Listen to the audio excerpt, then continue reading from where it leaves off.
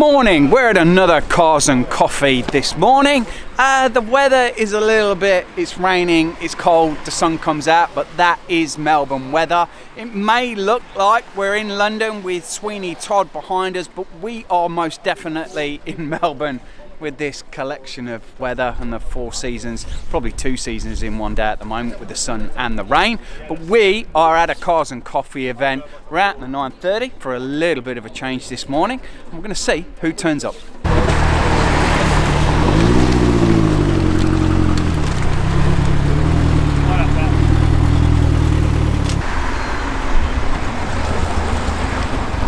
We're at Skinny's Eatery and Milk Bar this morning. We're in Preston for music lovers. I've got another Cars and Coffee event here, and we're going to have a cracking collection turn out this morning.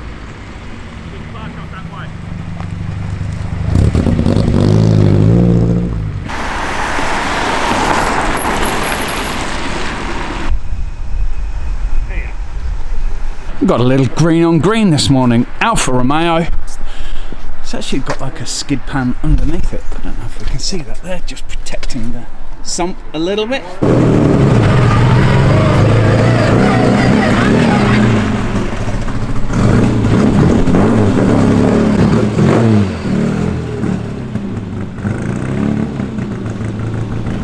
My name's Eric. This is my 1963 Morris Minor 1000. I bought it recently from a guy in Sydney who was NB racing it. It's quite an aggressive car for the street. It is an aggressive car. Yeah, so it's got a pretty worked engine in it with a big camshaft. Comes on cam at about 4,000 RPM. It's got a straight cut gearbox, close ratio, steel axle, limited slip diff, heavy duty clutch, rib case gearbox, so you can dump the clutch all day long and hopefully it cops it. And it's got large sway bar. It's got heavy duty torsion bars, race brakes, race shockers, everything's got to remain factory equipment for the NB race class. It sounds fantastic riding down the road, and you can hear that straight cut gearbox coming a mile away. It is so cool. See inside the car. Inside we're a bit stripped out. Oh, look at that. There's no carpets, it's got a hydraulic clutch which they don't normally have. Oh, okay. So that's all on the floor on the other side in front of the seat. So they've done that for racing to obviously make everything stronger so it can push the heavy duty clutch easier. Yeah. And to comply with the regulations, it's got the roll cage, and you've got the safety pull here. For the electrics. For the oh shit moments. Yep. So that's there, and there's one in the boot also. And it's got a rev limiter in the glove box which is set at about 7,500 RPM. 7,000? Plus or minus 250, so yeah. That is so cool. But your power is really from about 4,000 to 7.5, so. Yeah, okay, so it really does, like, you got to crank it up a little bit. Yeah, it really, off the line, blah, blah, blah, blah, and then it sort of clears, and 3,800 RPM it starts to get all its power, so. Go away, look at that. So it sits a lot lower. It's got track rods at the back on the differential to stop the leaf springs moving. Yeah. And that's all designed for the racetrack, obviously. It's got billet steel plates in the end of the drive shaft, so the axles actually bolt into the housing. Yeah. And then in the boot has a race fuel cell. Has the fuel pump and filter at the back with the battery, obviously, and it's got all the big fuel lines and all that sort of stuff. So. Wow. And the car had to remain the factory fuel tank in there because of the race regulations. It has to have all the factory parts still in the car. So you can run a fuel cell, but you still have to keep the fuel tank in the floor, just for racing regulation. It's not running a fan, but it doesn't get hot because the radiator's huge. So I was looking at that because I did think I've had some old Minis back in the day, and I was like, that radiator is enormous compared to what I'm used to seeing. Yeah, this pipe here, it actually, you know, the bypass pipe adds a bit of extra cooling back into it as well, circulates it through the head. Wow, absolutely fantastic. Well done today. Thanks. Thank you. Cheers. So that's the tour of the Morris.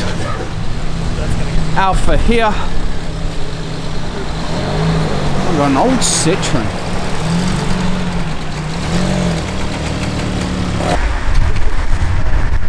There we go, Melbourne weather.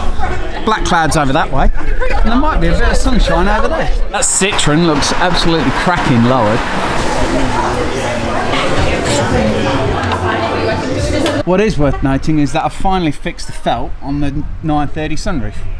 Jim's Aston Martin GT is here. He followed us down this morning. Well, we actually followed him because we didn't know where we were going. A Lotus Esprit Turbo. The owner of this car is actually looking at getting a 911 as well. So we had a good chat with him about it this morning. Manual car, of course. I think this is they had a body change at one point in time, and this has had that more modified body. About 200 and something horsepower, 220 maybe, I think these have.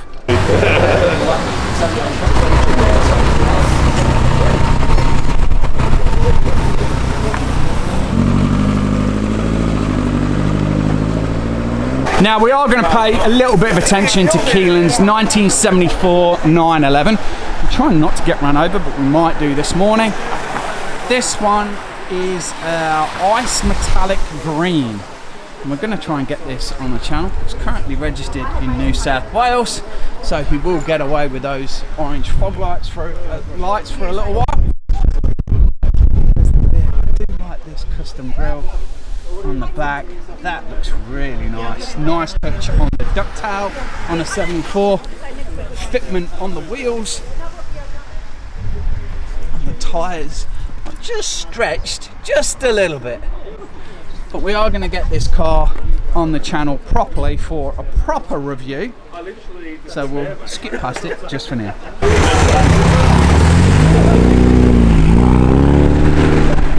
We're getting mocked about getting cars wrong, but at least our door lock works so that we don't have the window down and a soggy old t-shirt over it so I can stick my arm in. Look at that! Get your door lock fixed, for God's sake!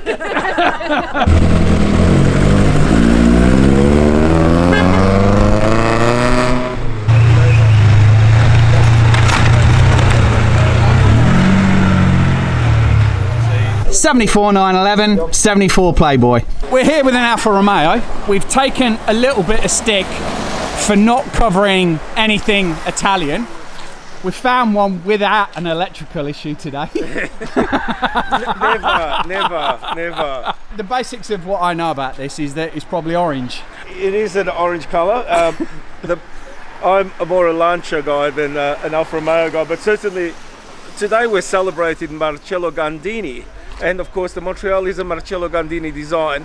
So this 1967 Montreal in its orange livery has really epitomizes that era of the 60s and /70s that those were the golden years of design for all the Italian houses. They really showed the flair in how they came up with these magnificent designs, and every designer was a bit interested.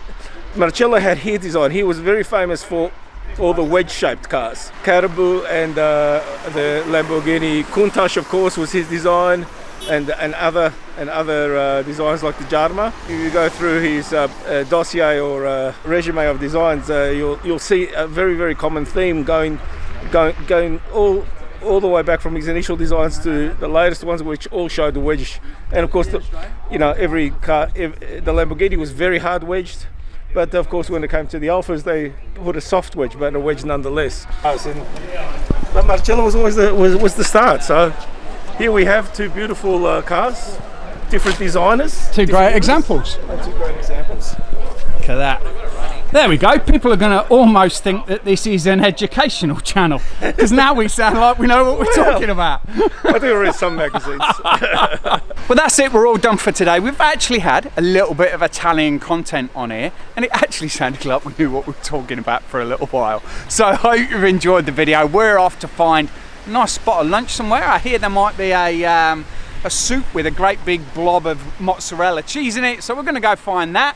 Hope you've enjoyed it. Please give the video a big thumbs up, subscribe. See you later, guys.